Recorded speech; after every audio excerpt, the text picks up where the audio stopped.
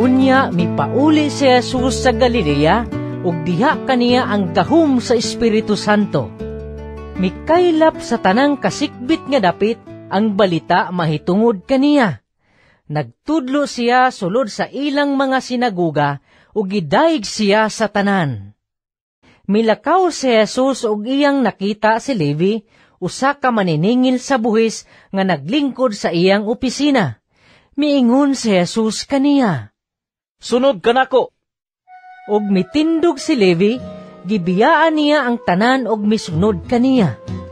Unya, si Levi naghimog dakong kumbira sa iyang balay alang kang Jesus ug didto'y daghang maniningil sa buhis ug ubang mga tao nga nakigsalo kanila.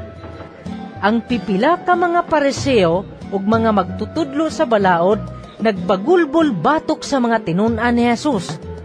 Nangutana sila, Nganong nakig-uban man kamo sa pagkaon ug pag-inom sa mga maniningil sa buhis ug sa mga makasasala? Si Jesus mitubag kanila, Ang mga tao nga walay sakit, wala magkinahanglag doktor, kundili ang mga masakiton lamang. Niadtong panahona, mitunga si Jesus sa usa ka bungtod aron pagampo ug sa tibuok gabi nagampo siya sa Dios.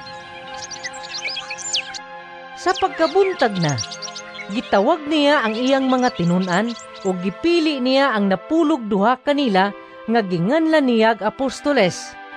Si Simon nga iyang ginganlag Pedro ug ang iyang igsuon nga si Andres, si Santiago ug si Juan, si Felipe ug si Bartolome, si Mateo ug si Tomas, si Santiago nga anak ni Alfeo ug si Simon ang gitawag nga Patriota, si Judas nga anak ni Santiago ug si Judas Iscariote ang nahimong mabudhion. Gitigom ni Jesus ang iyang napulog duha ka tinun-an ug gihatagan niya sila gahom sa paghingilin sa mga daotang espiritu ug sa pag-ayo sa tanang sakit ug balatian.